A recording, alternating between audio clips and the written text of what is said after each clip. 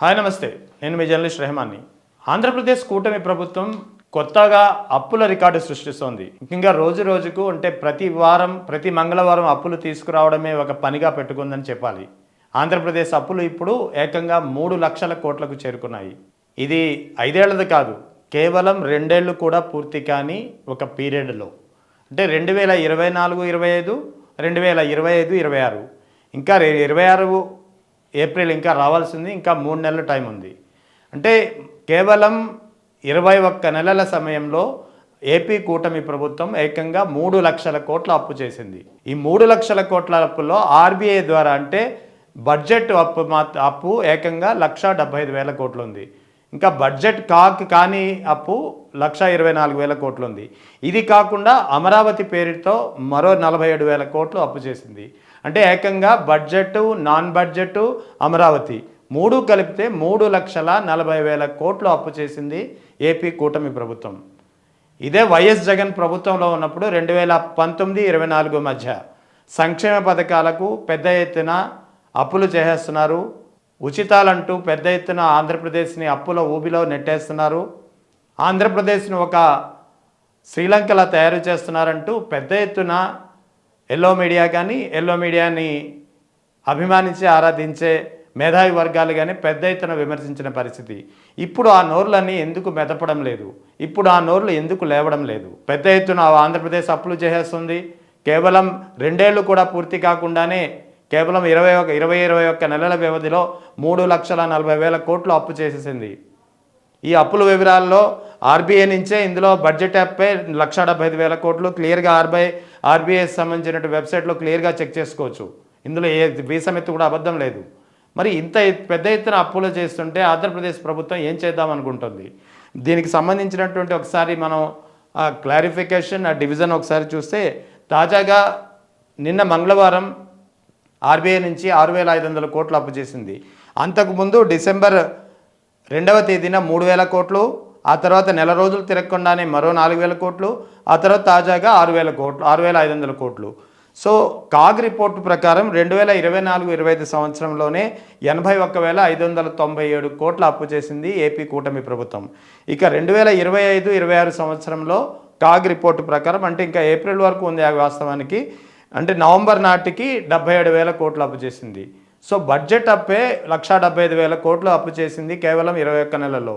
ఇక non budget అప్పు 1,24,000 కోట్లు, ఇక అమరావతి పేరుతో మరో 47,000 కోట్లు. ఇక ఈ మొత్తం నాన్ బడ్జెట్లో వివిధ కార్పొరేషన్లు, అంటే ఏపీలకు సంబంధించినటువంటి మార్క్ఫెడ్ కావచ్చు, సివిల్ సప్లైస్ కావచ్చు, తర్వాత నాబార్డ్ కావచ్చు, ఇటువంటి వాటి నుంచి కూడా పెద్ద ఎత్తున అప్పు తీసుకుంది. ఇందులో మార్క్ఫెడ్ నుంచి 19,900 కోట్లు, తర్వాత జల్ జీవన్ మిషన్ నుంచి 10,800 కోట్లు, ఏపీ ఎండిసి నుంచి 9,000 కోట్లు, ఏపీ ఐఐసి నుంచి 8,500 కోట్లు, తర్వాత సివిల్ సప్లైస్ నుంచి 7,000 కోట్లు, ఏపీ పవర్ కార్పొరేషన్ నుంచి 6,177 కోట్లు, ఏపీ ఐపీడీసీఎల్ నుంచి 5,470 కోట్లు, అమరావతి పేరిట మరో 47,000 కోట్లు. ఇది ఓవరాల్గా ఏపీ ప్రభుత్వం కేవలం ఈ 20-21 నెలల వ్యవధిలో చేసినటువంటి అప్పుల చిట్టా. అంటే ఆంధ్రప్రదేశ్లో ప్రతి మనిషి పేరిట ప్రతి మనిషి తలపై ఎంత అప్పు ఉందనో మీరు ఊహకే వదిలేస్తున్నాను. కేవలం అంటే ఏడాదికి 80,000-90,000 కోట్లు అప్పు చేస్తూ పోతుంటే ప్రజల పరిస్థితి ఏంటి? ప్రజల ఆర్థిక పరిస్థితి ఏంటి?